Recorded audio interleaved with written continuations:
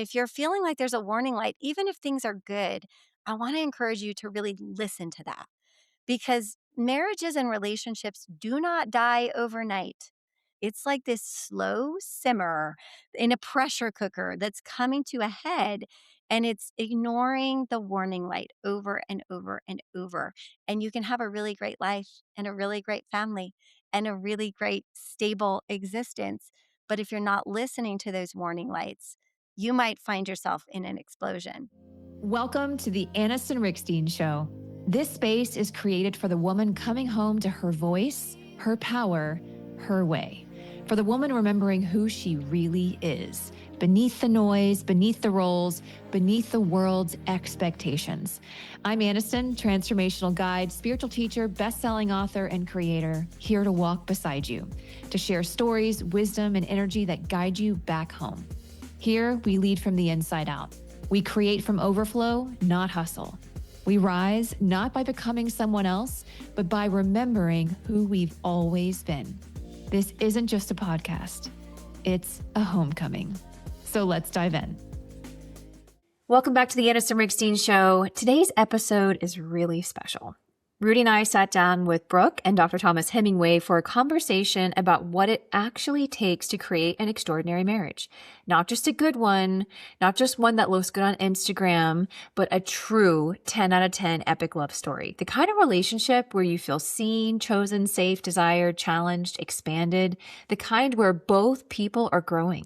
Both people are evolving and neither one is shrinking to keep the peace. We talk about what most couples never talk about, the uncomfortable seasons, the ego battles, the moments where you realize love alone is not enough, the identity shifts required, the unlearning required, and then of course the rebuilding that you have to do together. Because here's the thing, no one accidentally ends up in an extraordinary marriage. It's created, it's chosen, it's fought for, and it's built on skills most of us were never taught. Between the four of us, we've had to break patterns, we've had to face our own demons, rewrite old stories, learn how to love in a way that actually creates expansion instead of survival. So this episode is honest. It's practical, but it's also very vulnerable. And if you've ever wondered whether epic love is actually possible long-term, this conversation is going to stretch your mind. So if you're ready to raise the standard in your relationship and create something that feels so deeply aligned, alive, and powerful, then let's dive in. So we're kicking off this incredible conversation today with the unbelievable Dr. Thomas Hemingway and Brooke Hemingway. Aniston and I are abundantly excited for this conversation because this conversation started many, many, many years ago in the back of a very large room supporting people in remembering who they are. We have since obviously partnered on launching the relationship upgrade. And this is the four of us that have come together as two individual entities to remind and show other people what does it look like to have the most incredible relationships, to be purpose-driven and impact-driven, not only outside, but also internally within the relationship. I want to start off by just talking about why Annis and I so connect and commit to Thomas and Brooke and how they live their lives and who they are as people. And I want to really start by saying that, we know you two so intimately in a way that I would say not a lot of your audience members know you guys and what you've gone through. Both of you have beautiful social media platforms. You share from your heart, but we know even deeper into some of the struggles. And on the surface, we look at you and you're successful multimillionaires, large platforms, look at your chiseled, beautiful doctor husband. And then, Brooke, you're on stage all day, every day, creating just unbelievable impact. But it has come at such heavy cost sometimes. And you have six beautiful, healthy children. And when I look at you and what you guys do and how you navigate life, I are always talking about, power couples, not somebody who is necessarily successful externally, but they're successful internally and externally, internally within themselves, internally within the relationship with their families. And I just want to take my hat off to you right now. We were talking about what would it look like to host a event with another couple, and that really is scary because you're bringing two other people into something that you may not necessarily resonate with or agree with everything that they do, and yet we so deeply resonate with who you are and how you show up. I know that through this episode our audiences are going to get to hear all about who you are and how you show up. But when we thought of partnering with you, when the opportunity came up, it was just a hell yes from us because you really do exemplify what it looked like to navigate life with all of its challenges, but not as a challenge, as another opportunity to be the incredible, beautiful, and abundant teachers that you are. Wow. Well, thank you. I mean, we feel the same way. And this isn't our first rodeo doing something for couples. Back in 2022, we had the opportunity to host a couples retreat. And it came from this intention and desire to share a lot of the things that we had learned because this summer we'll be 28 years married and 6 kids who all still live at home, at the time of this recording between the ages of 8 and 19, navigating career changes, power changes, income, all these different things, these power struggles and whatnot. And so we had dipped our toes into it and always thought, you know what, there's another one, there's something else. But we love love, we love healthy relationships. And it is your relationship that impacts and informs everything else in your life. And so we kind of sat with it and sat with it. And yeah, in the back of that room, I don't know if it was 2 years ago, Rudy, I said to you, I was like, oh my gosh, you and Aniston should totally do a couples mastermind. It's something we've always thought about. And so over the course of the last several months, this has been baking and this has been, marinating. And we've come together also on the same stream, not because we would just do this with just anybody, because it's a container that's so special and is going to go so deep and is going to have to be so true and so honest that we can actually help couples have the transformation that they desire to have. And when we thought about that, we're like, well, that's Rudi and Anniston because they are so real. They're so authentic. They talk about the real things. They're not afraid to talk about anything. They haven't had everything perfectly dialed in. They didn't have the perfect relationships before they found each other. They didn't fully believe in themselves and think they were the most amazing thing. They had to do the work personally as individuals. And I've seen your story and witnessed that of you guys individually working on yourself and then working as a couple to intentionally create the beautiful relationship that you have. And it's one of the reasons why we were like, they're perfect to work with because for them, it's not about that they got lucky. It's not about, wow, the universe just collided and everything just happened. Every time I've heard you talk about your relationship or we've heard you on panels, it's about the intentionality. It's about the fact that you can create your reality. You don't have to accept average. And so when we look at you, we're like, they're an extraordinary couple. They have an extraordinary love and they have intentionally created that. It didn't just happen. And so we want to share with all of you listening in and those of you that choose into this incredible experience that your relationship can look completely different. And your relationship, it might be good, but it can be great. And you want to learn from people who have made it their life's work to not only individually grow, but to grow as a couple and to do it intentionally. So we love you guys. We admire you. Our hats off to you guys because we've been thinking about this for years. And in the last 6 months that we've kind of been talking to you guys a little bit more, what this could look Yeah. like we got really excited because until now, we did this, like Brooke shared, back in an amazing event in Costa Rica. And for whatever reason, it was on pause for several years. And the thought of working with you two was just like, oh my gosh, this is That's it. where it's going to really just not only blow up, but we're going to impact so many people because we have so many amazing lessons we've learned and you guys have as well. And working together, like, talk about powerful. This got us really amped up, really Yeah. super excited. And I think everybody's going to see that over the course of these next couple of months if they choose in that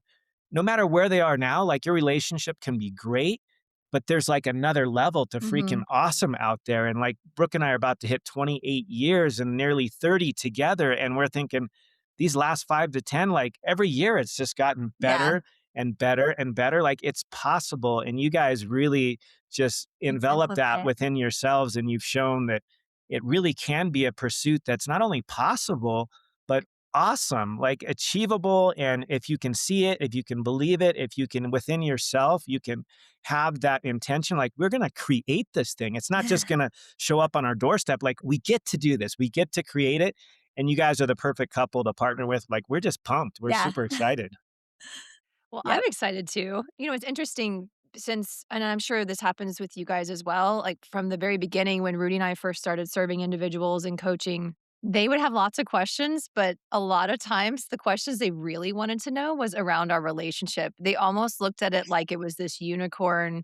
I mean, like, look at this rare and endangered couple, you know what I mean? In their relationship, because it looked and felt so different than their own. It looked and felt so different than anything they had seen. So just like, you don't know what you don't know. And if you've never seen something demonstrated, it's very hard to believe it's possible for you. And I know for us, there was a point in our marriage where we really had to make a decision of, are we going to take this relationship off of cruise control, off of default mode, and move into a relationship by design, which I know you love that term. And we do too, because we had to make that decision. Like, are we willing to settle, or do we really want extraordinary? And are we willing to do the work to reach for that? And that's going to Yeah. require both of us individually and collectively. And so I'd love to just pose a question to you two about, when was it in your relationship where you felt like you had to make that conscious decision? Because I want people to understand, number one, it's never too late to make that choice, but that it can happen, and it can happen as long as both of you are willing. Yeah.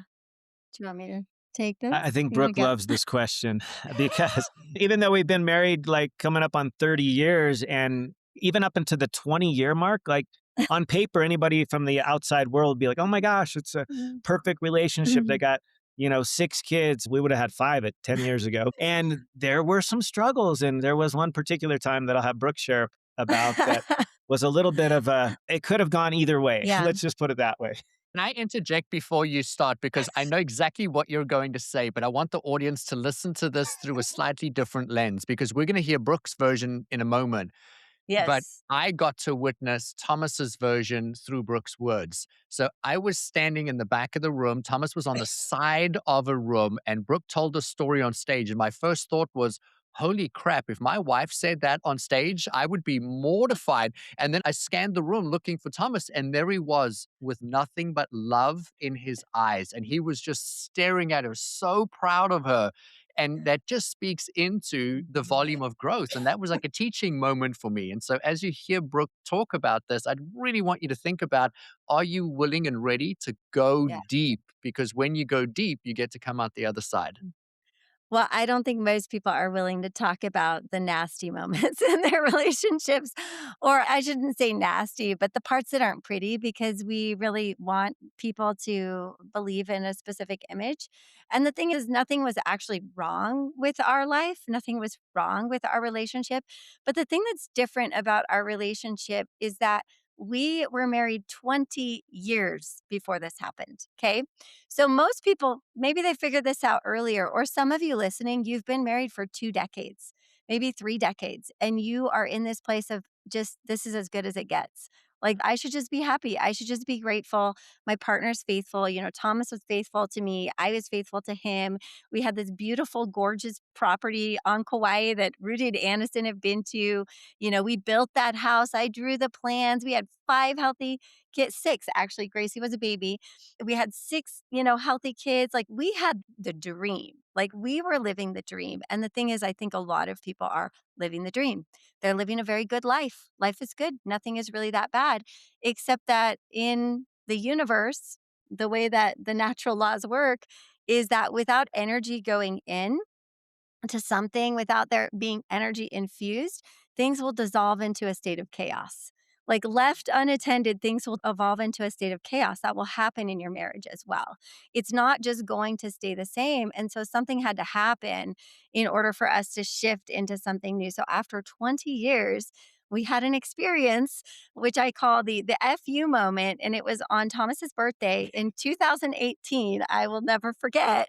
June 14th of 2018, where, to be honest, we were making more money than we had ever made. Like, he was bringing in the money, I was bringing in the money. Like, we were succeeding, we were doing amazing things on that, success ladder, but we were very disconnected.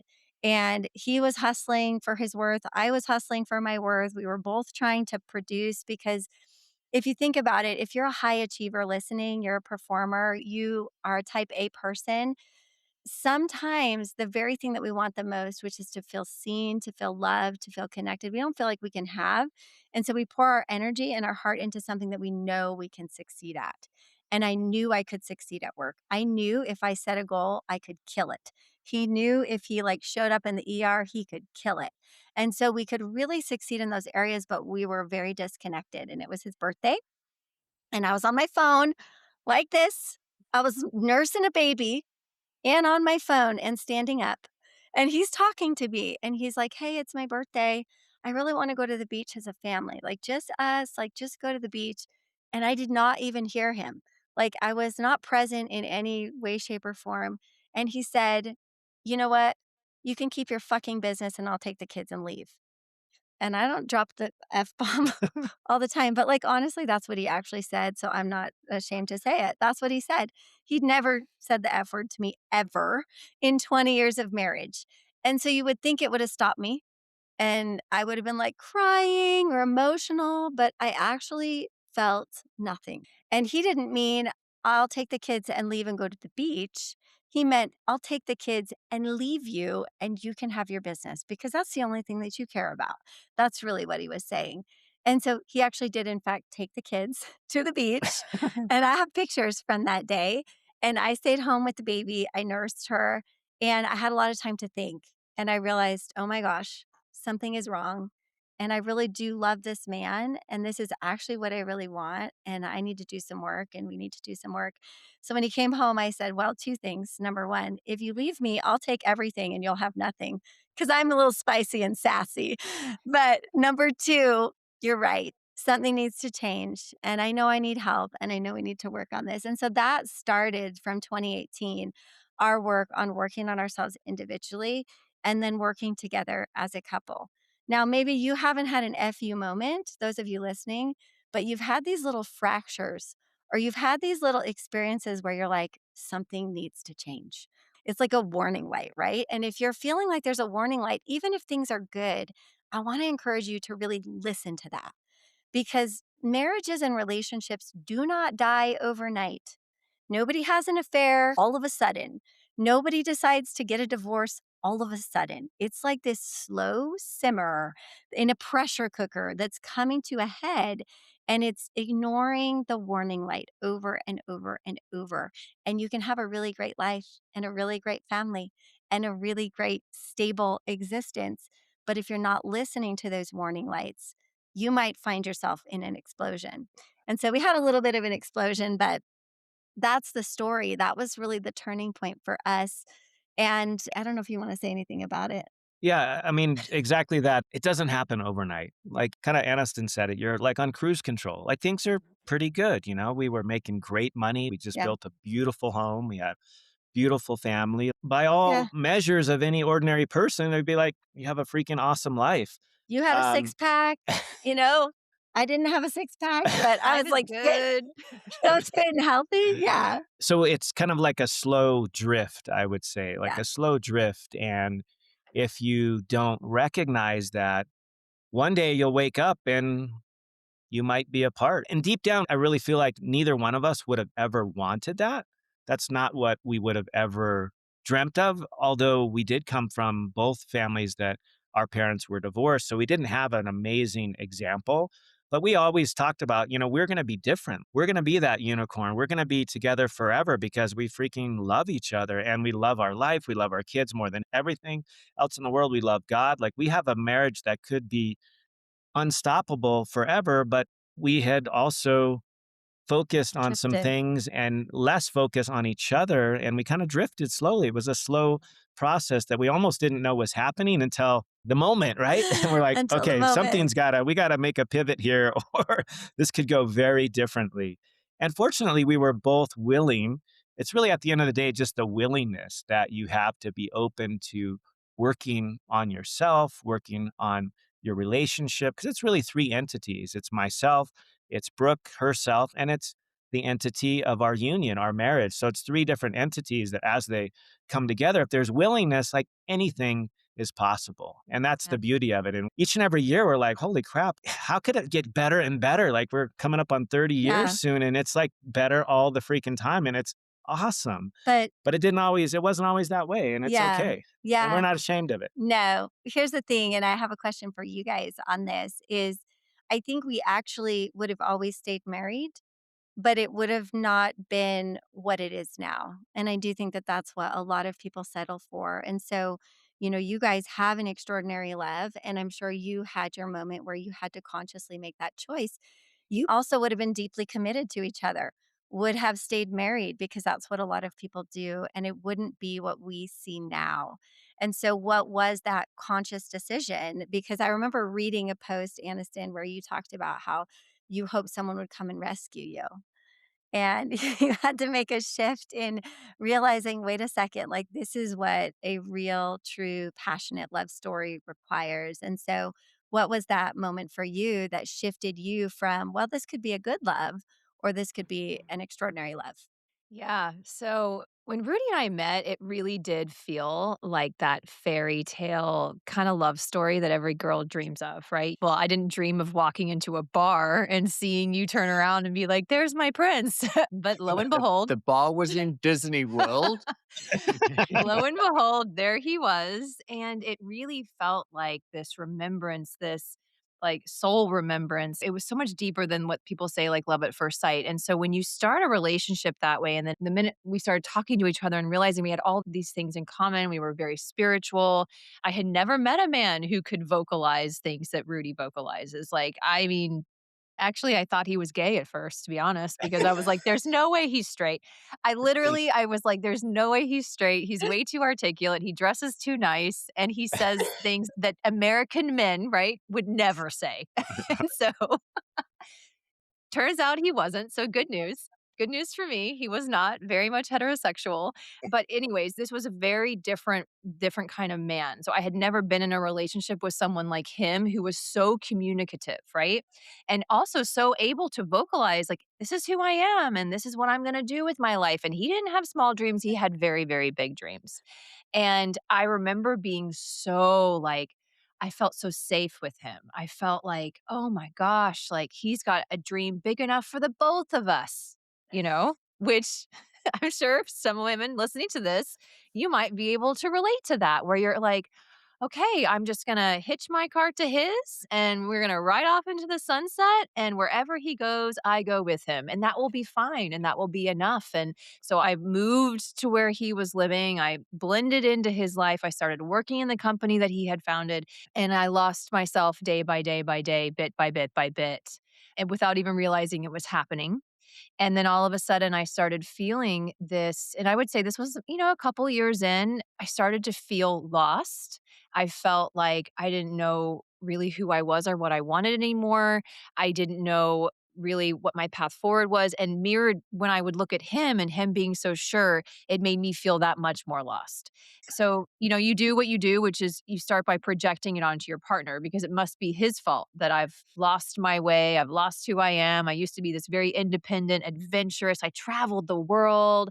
I didn't need anyone. I was that girl until I met him. And then I was like, put a ring on it. Let's go. And so I had to initially, like, projecting it onto him, what that looked like was resentment, but quiet, because I would never say that out loud, right? It was that quiet kind of resentment. It was feeling antsy, feeling like I just wasn't comfortable in my own skin. And yet I didn't know how to quelch that. I didn't know how to change that. And so thankfully, it wasn't until Rudy really started calling me forward and saying, "You have to start communicating with me. Like, what is going on with you? You have to start. Like, it's not possible that every day is fine and that's it. Like, you've gotta tell me that there's some things going on for you," because he could sense it. And so it really wasn't until I started vocalizing and hearing me say it out loud, but in a safe space, like, he wasn't blaming me, he wasn't angry that I was projecting this onto him.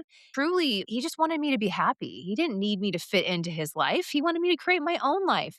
But what happens in couples so often, I feel like, is that there might be one who is a little bit more sure about their path, so the other blends in and then feels like, I don't know what's happened to me in my life, and I don't even remember choosing this. And really, sometimes it can just be a really powerful conversation like created in a safe space together, that can be the turning point where you start to reclaim that identity, but it has to be something that I think you approach as a couple. I'm sure you have thoughts on this. I remember standing in the laundry room of our home, and I had said to Aniston, "No one is this happy. You're just too happy. You're too agreeable. Every day, it's just, you know, rainbows and ponies. This is bullshit. I wanna know what's going on in your head." And she was like, "Oh my god, no, but everything's fine." And she genuinely externally looked like everything was fine. But here we were, a newlywed couple, and we didn't know each other long before we got married, and so there wasn't a lot of context. I only knew happy her. And I'm like, I have good days and I have bad days. She never has bad days. And so I would say to her, like, what's going on? What's going on? What's going on? And she was like, honestly, I'm fine. Everything's great. I love our life. I love you. And came in for the hug and wanted to just resolve any potential conflict.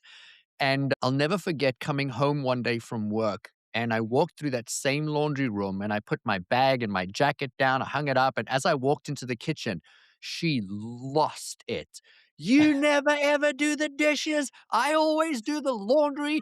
And she just gave it to me. There were tears, there was snot, there was a high level of communication. And when I say high, I mean volume. And so she was just giving it to me. And when she finished, she paused. And then the look on her face was like, "Oh my god, what have I just done?" Like, I wanna take it all back, and I had the biggest smile on my face, and I said to her, "Oh my god, I'm so proud of you." I'm like, "More, more. Tell like, what else?" You know? And I set this up because, Thomas, when I heard Brooke tell that story on stage and you standing in the side of the room, I can still see you, literally see you leaning against, looking at her with nothing but love. And there wasn't any of this like, "Oh my god, I can't believe she said that. I don't want the judgment. I can't believe." I mean, I still to this day don't believe you ever dropped an F-bomb, but let's pretend you did for a moment. And here's what I wanna do. I wanna bring it back for the benefit of our audiences listening to this episode today.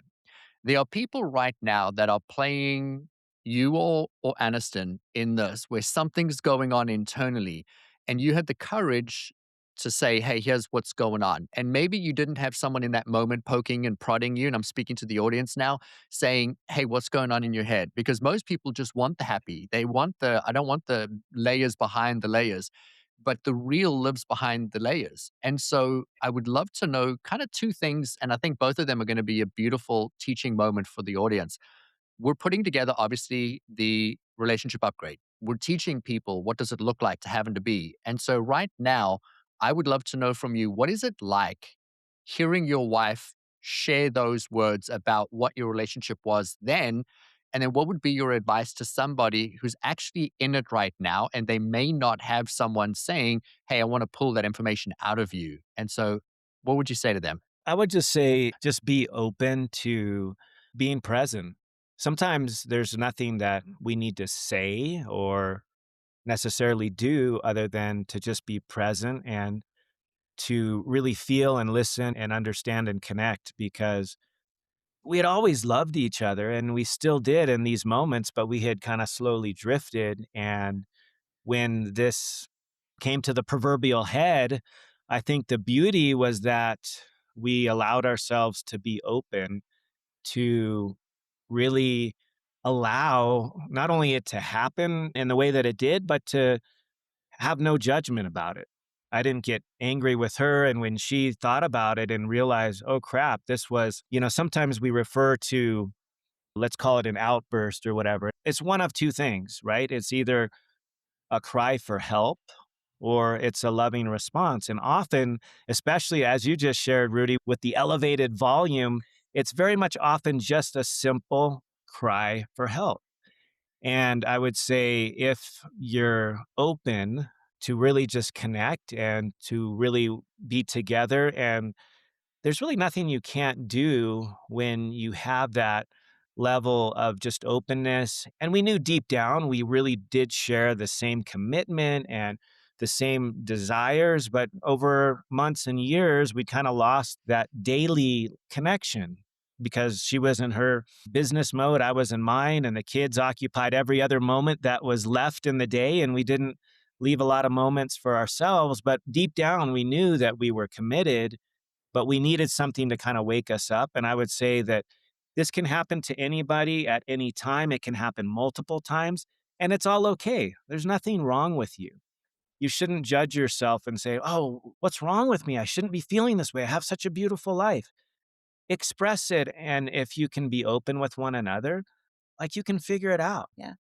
I would say the other thing though that he did, and he has done repeatedly, so for those of you listening, whether it's the wife that's having the outburst or it's the husband saying, "F you," basically, right?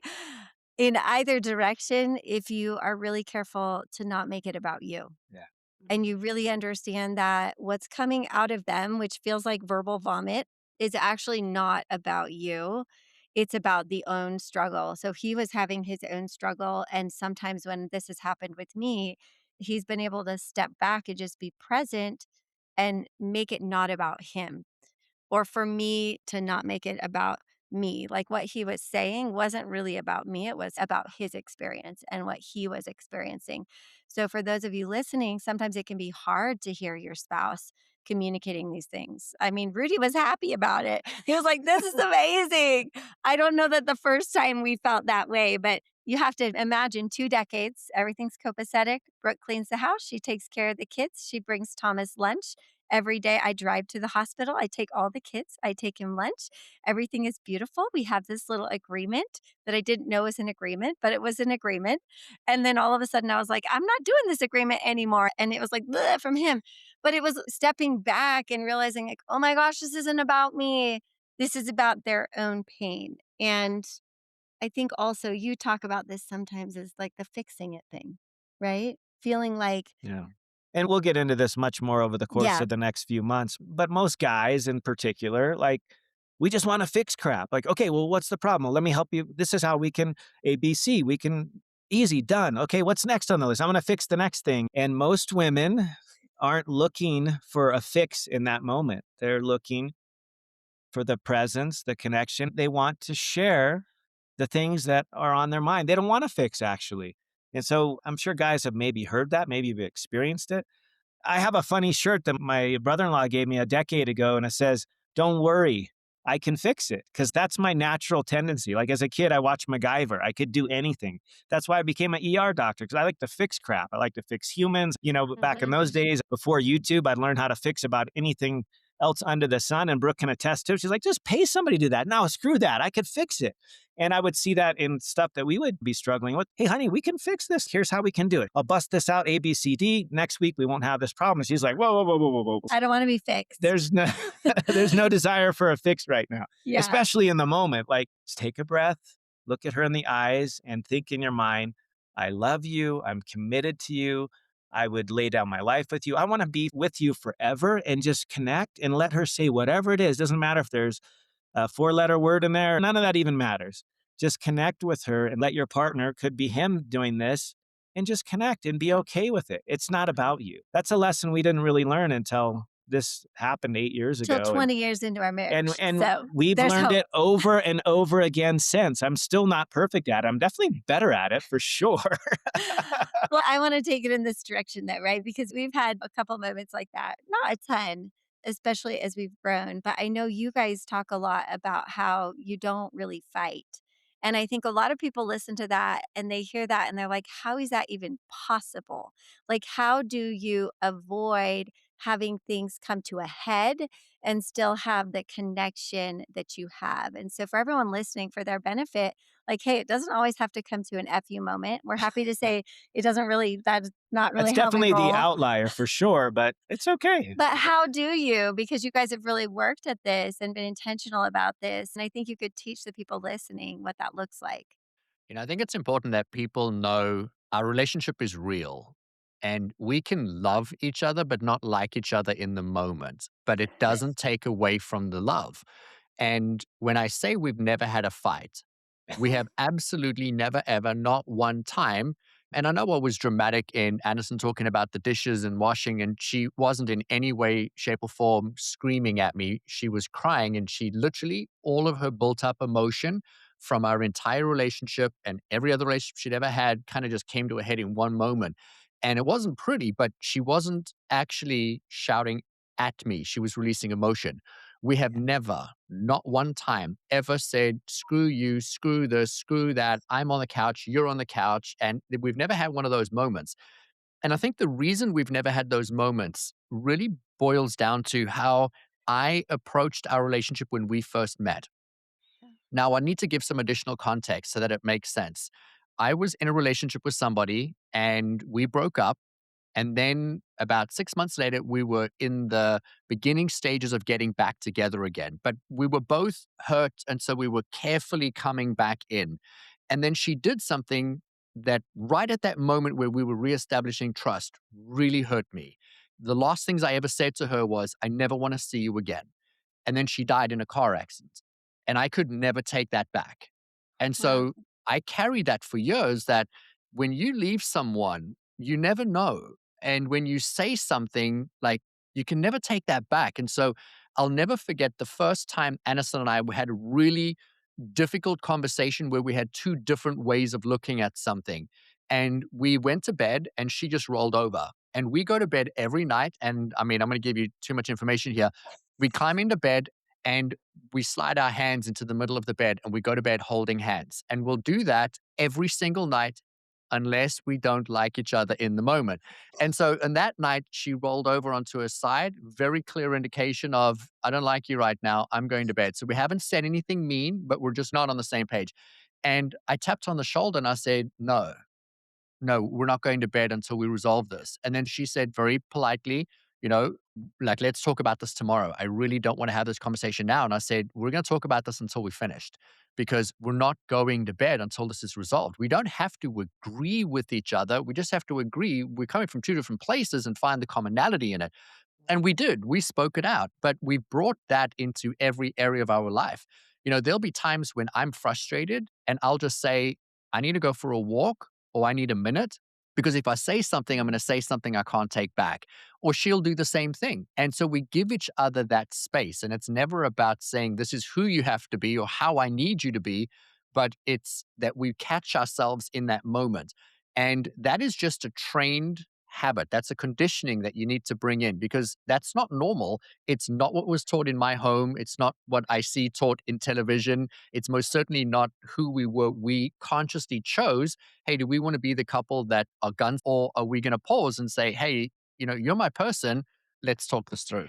I also think that, well, and I agree with 100% what you said, we had to learn a new language of how to communicate with each other. And I know that's something that we spoke about in the series and something we're going to go really, really deep over these next 4 months, because it is a bit of a new language. But when you learn it and you both speak it, you can navigate around most of those, what would turn into a fight.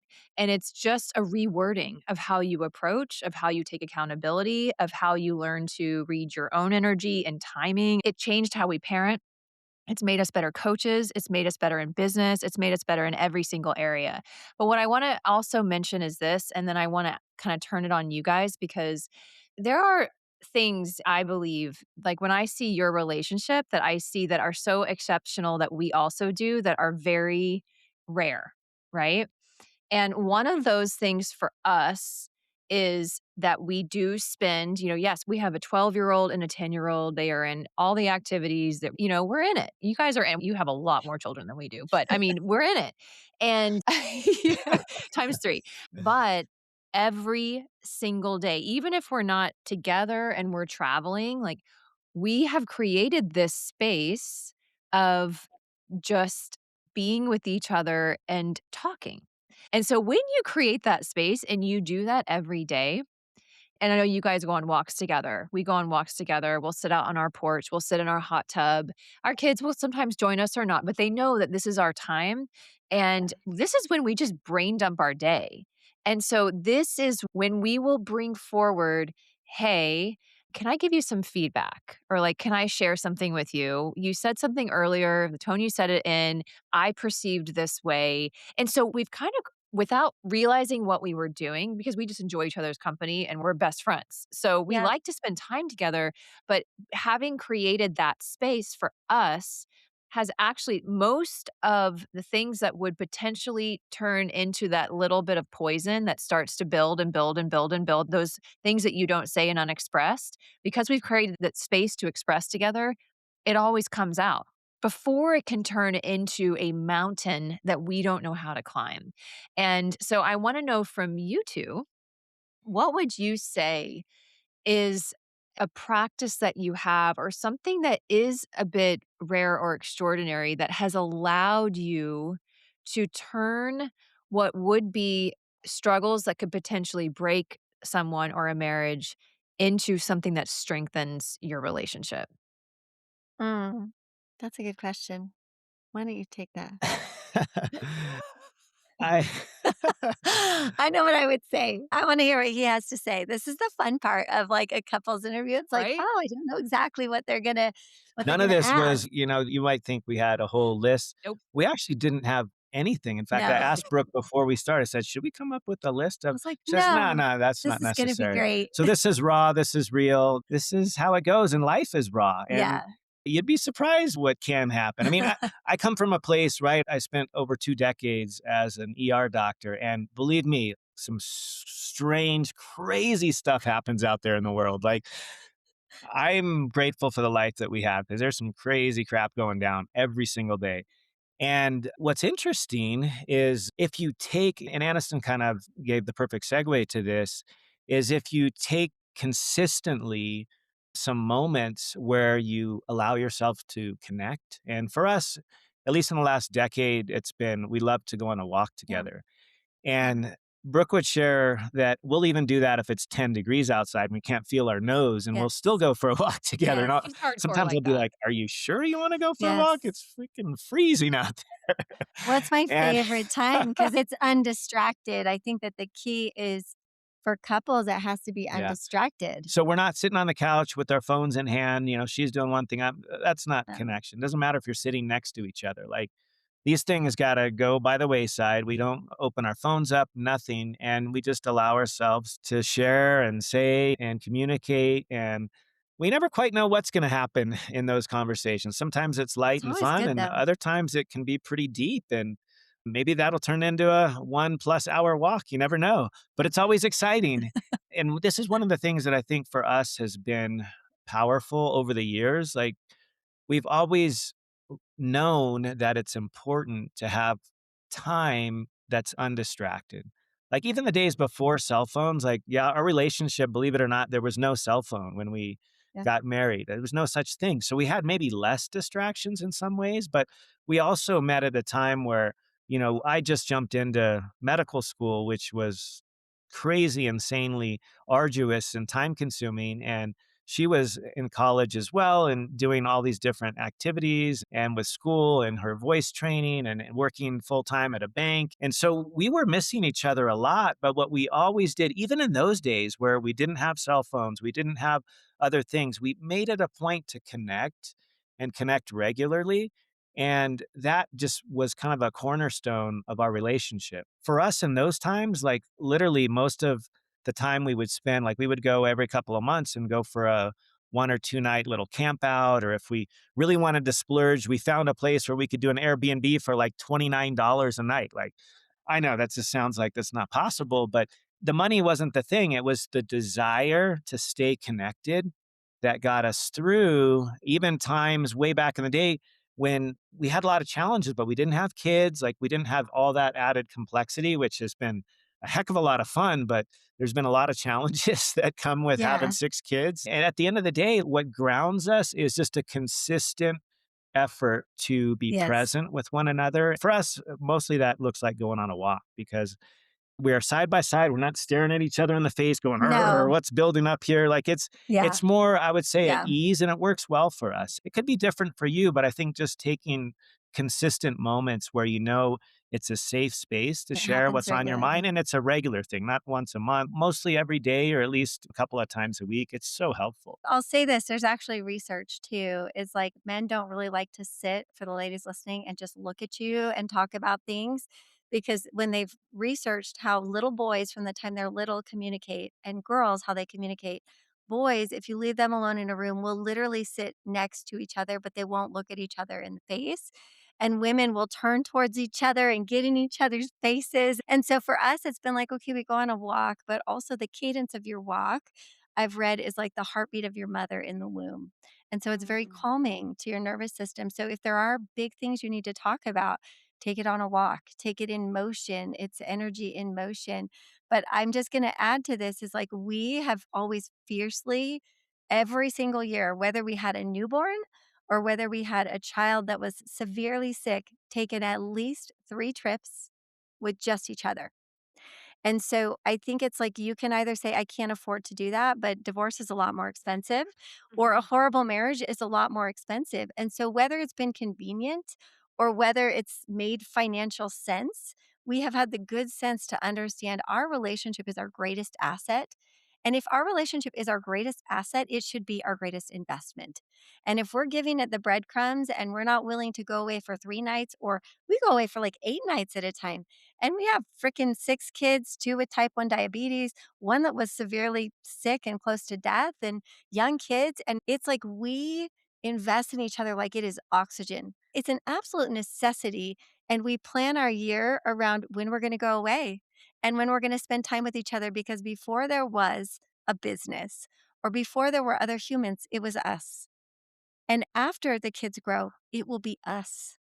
And mhm, if we have not invested in that relationship with daily walks, connection, but also taking the trips, whether it's the $29 a night seedy bed and breakfast when you're college students and that's all you can afford, or it's the Four Seasons, it doesn't matter. But you will either pay now or you will pay later. And I mhm. think you guys have a similar philosophy, but I feel really passionate about that. I know you guys might have some other practices and other things that you do to keep connected in your marriage. I would love to hear about some of the things that you guys actually do on a regular basis. Well, we also have always prioritized that time away. I think we always knew. And I remember distinctly, even once his parents immigrated over from South Africa, our daughter was 6 months old, and we were like, to Kauai we go. So that was actually our first time to Kauai. And it was like a 10-day vacation. And I remember feeling a little judged. I'm not going to lie, by like people being like, you have a 6 month old infant, you've got a 1.5-year-old son. What are you guys doing? And to us, though, we knew that we had to continue to show up. Like your relationship is its own entity. And I think people forget about that. It's like another child, it's a being that is separate and apart from you. It's not 1 + 1 = 2, it's 1 + 1 = 3. Okay.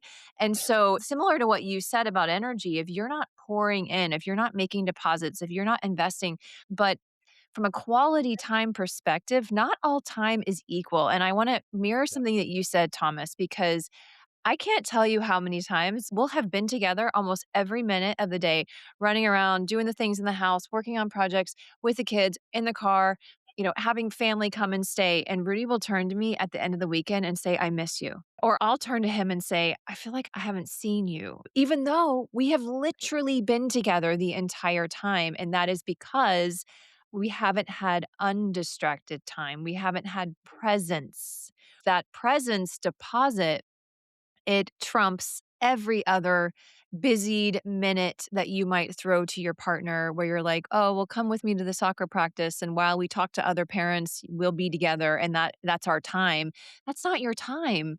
And for as women, I seek connection and our love languages are all different, but I do think at our core all of us need that quality time, not only physical intimacy, but emotional intimacy. And so for us, taking trips together has been really important.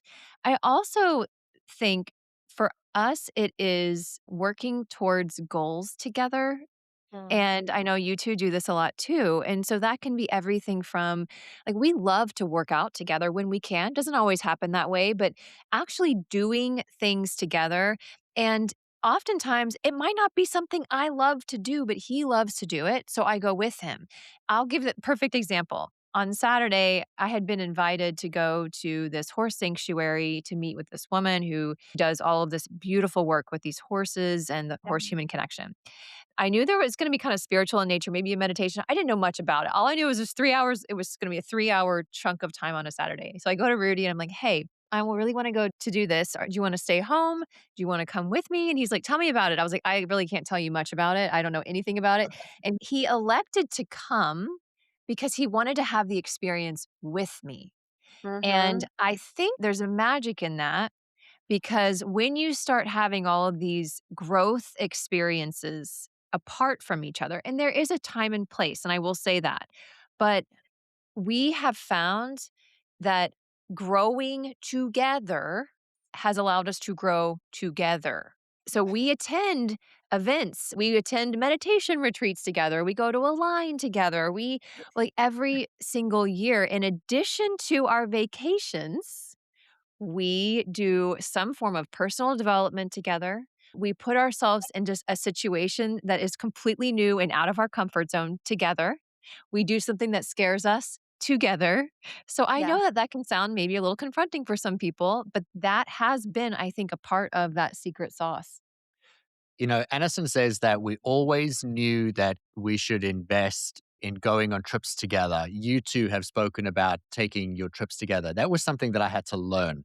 When I met Aniston and we were planning our honeymoon, she said, "Oh, we're going to go to Hawaii. We're going to go for 2 weeks. We're going to go to the Big Island." Da, da, da, da. And I was like, 2 weeks vacation? Doing what? And she had to talk me into it. We negotiated down to 7 days because I just couldn't, in my mind, imagine going on vacation and just doing nothing, lying at a pool. I know that when we spoke about the relationship upgrade, you were so adamant that there would be in person vacation with learning immersion. We have, without planning it, beautifully spoken into the importance of creating sacred space for you as a couple to grow together. I think that anybody that's listening to this that is aspiring to have a deeper level relationship could just take this episode, net it out, and they would create great impact. And we have 4 months worth of incredible information that's going to be layered and then baked into this, which Brooke was adamant about. High end, luxury, everything's taken care of, And Thomas, you're like pampering. bougie it up. And here's what I want to really impact for the benefit of the audience. I know human behavior and that we only ever do something when we fully understand what is in it for us. And so I want to ask a question and I want all four of us to answer. And I'm going to go first. The question is going to be, what is the benefit or the gain in going through the relationship upgrade? I want this question and the answer to be filtered through what really holds most couples back, and then what is the benefit at the end of this. I'm going to start by sharing this. And I set the foundation because people listening all know, oh, I want that relationship. They can see the unicorn relationship and say, oh, I would like to have that. But there's something that stops them from taking that committed action, from doing that. And what I think is so beautiful about this partnership of us coming together as facilitators and then the partnership of these couples that are joining us on this incredible journey is that everybody wants love. Everyone wants love. That's why we have so many beautiful love stories, so many novels, movies about people finding. I mean, good God, I fell in love with my soulmate in Disney World. She was looking for a prince. Disney World is where princes hang out. Let me just tell you, it was so beautifully and divinely curated. And here's what I want everybody to listen to. We want the love. We watch the love stories. We are committed to it, whether we are a man and we don't make eye contact and we pretend like we don't, we do. Everyone wants it. But what stops most people is that we don't think that we're worthy of it. We don't think we're worthy of that relationship. When someone does something and we don't like it, we don't have the courage to voice it, or we're scared to voice it because we're scared that we're going to lose what's not working and we'll have nothing, rather than risking a moment of confrontation for the benefit of amplifying the relationship. When we started the episode and I said what we love so much as a couple in why we want to partner with you two as a couple on this, you know, I shared we know intimately into your lives. You've had children that have gone through very difficult illnesses. You've had relationship issues that have set you back. You've built businesses, you've lost money, you've built money, you know, going through and becoming a doctor. We're talking about putting yourselves in some of the most difficult, stringent situations, and yet your relationship continues to thrive. And so you show what does it look like 30 years in to make it better and better and better in every way. When I got married, my dad pulled me aside at my wedding and he put his arm around me and he said to me, "This is the best it's ever going to get." And I was like, "I'm sorry, what?" And he's like, "Yeah, because from here it just goes downhill." And then on our 1 year anniversary, he was actually in our home and he said to me, "Well, I see it's still good, but this is where it goes downhill. And then I think on the third or the fourth anniversary, he was with us again and he said it again. And I remember turning to him on my sixth anniversary and I said to him, hey, and this wasn't on the day, but it was around that period. And I said to him, hey, Dad, it's been 6 years. What does it look like? And he said to me, I mean, I'm really impressed, but they do say 7 years, is the, and I said to him, I want you to keep watching because Dad, it keeps getting better. It keeps getting better and it can get better for you. And my dad came to me years later, I think it was about 12 years later, and he said to me, wow, you've really taught me something by being able to watch how you and Aniston navigate life. It can get better. And I think that's the example of the relationship upgrade is that this is not just to set the example, but to actually give tangible tactical tools. And we need to know what's in it for us. And so if you're listening to this and you're in a relationship and the relationship is working, it's okay. You've got the status quo, but you want deeper, you want better, you want the hell yes at the end. There's always more. You have to be worthy of it. And I fully believe that we are all worthy of that love is who we are. I'll go, I guess, before turning over to you two. So, in terms of the relationship upgrade, my vision and what I'm so excited about is teaching couples how to create full 100% safety in their relationship. There is nothing better, nothing, in my opinion, better than being in a relationship where you feel safe to be your 100% authentic self, where you feel safe to fail, and to know that the finger's not gonna be pointed at you, it's not gonna be held over your head, but that you get to fail together and you get to win together. And also safe to change and to evolve and to dream big, and safe to have hard days or hard seasons, and know that that person is still gonna be there and is gonna be holding that space for you. And that is 100% possible, but it requires conscious intention. There is a way. There actually is a strategy for creating safety in your relationship, and I'm so excited to teach that over the next 4 months. What about you 2?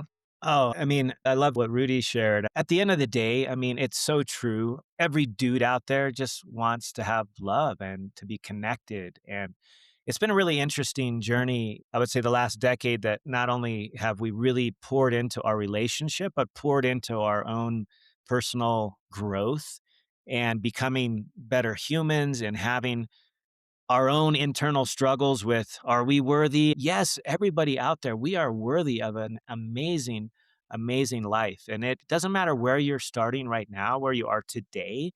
Like, there's no ceiling. Like, you can in math, we call it asymptotically, which is like where the curve is kind of going up and then all of a sudden it just breaks free and it's like the freaking rocket ship. That can happen for you and it is possible. And that's all we really want. We want you to feel that love and that connection that your soul desires because you are worthy of it. And the big guy upstairs, those that are watching the universe, they want us to succeed too. Like, this is about our life purpose. I truly believe in my deepest soul that we are here to be loved, to have joy, to smile and connect. I get up every morning and I'm like, let's just do this. Like, life, it throws curveballs. And if you're with somebody that you share a vision together, that you can have a safe space to have a bad day and that you know that you are committed and connected, anything is possible. And this, you can do this. It doesn't matter where you are today. And we are so excited to have this opportunity to work with many of you because we elevate each other together. Truly, it's something unique and special about Rudy said the gang. Like, here, the gang is all of us together elevating each other. And oh my gosh, that cheesy song that Brooke likes to play, that if you've ever been to a line, she's played it a couple of years in a row, maybe not this past year, but the future looks good. And I would say that for you and all of us, the future looks good. And it starts, the cool thing is it starts with your relationship Yeah. because the world can be going to crap. And oftentimes, if you watch the news, I choose to pretty much not watch the news, but I hear things and I'm like, well, right here in our nucleus, which Yeah. is me, my wife, and my family, like, life is amazing. Yeah. No matter what's happening out there, make your life at home amazing. And you're going to be Yes. so excited to get Yes. your butt out of bed each and every day. Yeah. And the future looks good. We hope you'll join us. Yeah. So I'm thinking about what holds most people back. And I'm thinking about, over the past year, we dove in even deeper. We did a ton of growth together. We invested $250,000 in our growth as a couple, which was not anything we had ever thought about doing. Like it was It scared me, I'll be honest, it scared Yes, but I'm a little bit the risk taker. I'm a little bit like, "Hey, we're gonna go to Hawaii for 14 days for our, honeymoon," right? And so that's kind of like that feminine energy of like, "We should go for it," and the man trying to be protective. But we decided to do it, and here's the thing that I want you to hear. In this room of people that were either trying to find themselves and they were trying to figure out what they wanted to do with their life, or maybe they were actually making millions of dollars, or some of them even making billions of dollars. Whenever there would be somebody stand up and ask for help, even if it was on something on business, or it was a strategy thing, or it was something else in their life, literally almost every single time it came back to the fact that what they really wanted is they wanted love and connection. And you see, oftentimes we do things backwards. We think, well, I'm going to go be successful.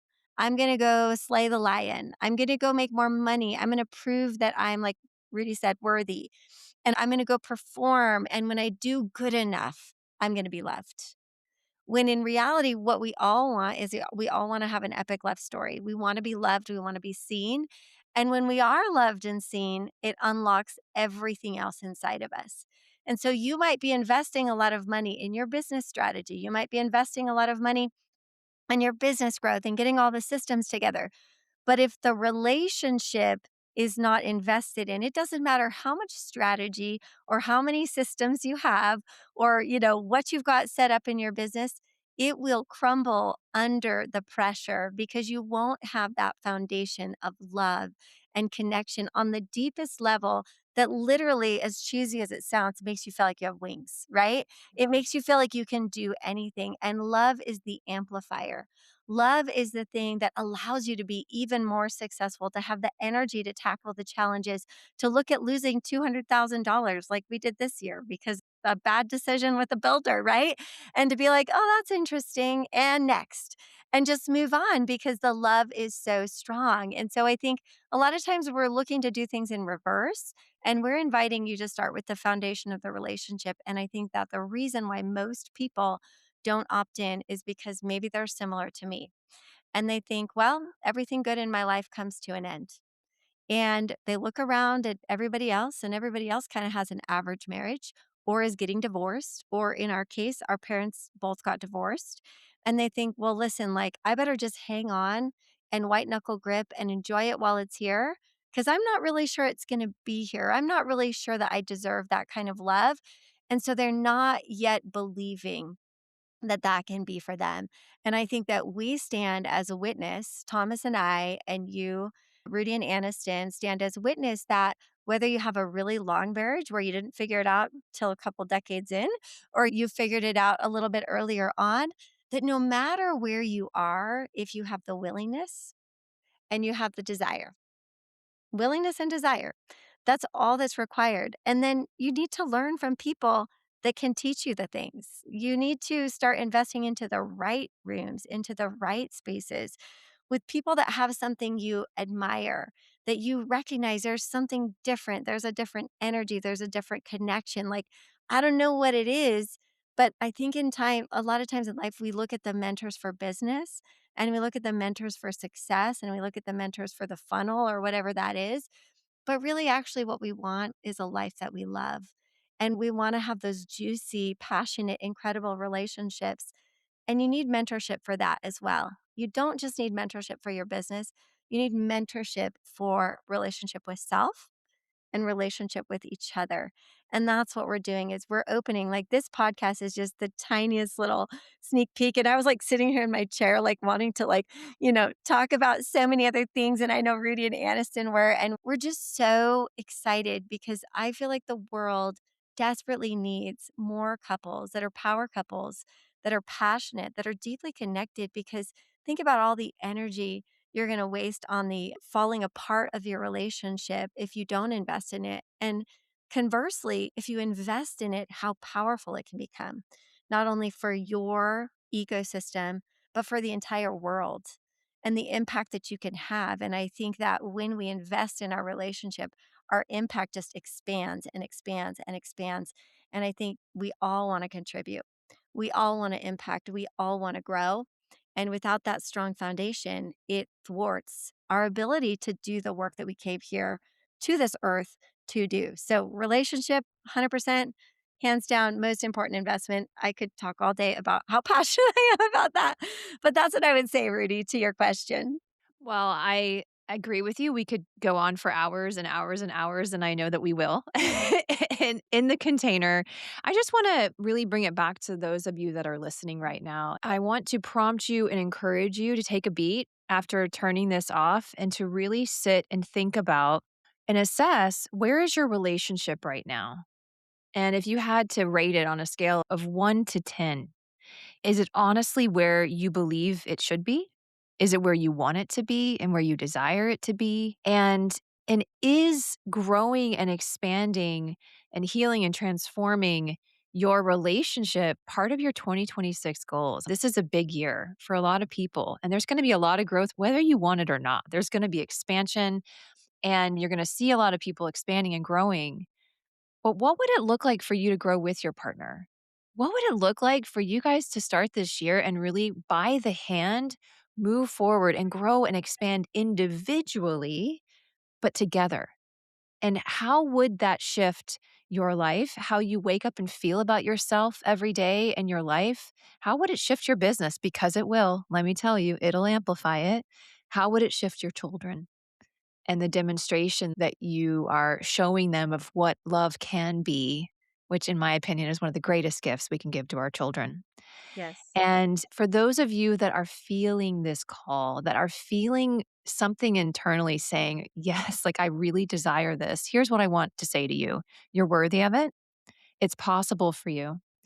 We're going to link the details in the show notes. The doors are open. We do have limited spots available because of the energetic investment into this container. We want to make sure that all four of us are able to fully hold it and fully walk you guys hand in hand through the journey to where you are standing at the end of this 4 months, looking back and thinking, why didn't we do this sooner? So we're going to link this now. Click on it. You'll find out all the good details, and we're happy to answer any questions that you might have. But we want to thank you for joining in. Thank you for tuning in for this episode. We love you. We see you guys, and it would be our honor to work with you this year and to teach you all of the things that have allowed us to create the extraordinary relationships that we have. Thank you. Thank you for being here, beautiful soul. If this episode spoke to you, I'd love for you to pass it along to another woman who might need these words today. And if you feel called, it would mean so much if you would take a moment to rate and review this podcast. It's one of the best ways to support this work and help these messages reach more women who are ready to remember who they are. And if you'd like to stay connected or share what's landing for you, come find me over on Instagram. I'd love to meet you there. Until next time, keep trusting your rhythm. Keep honoring your voice and keep becoming the woman you were always meant to be.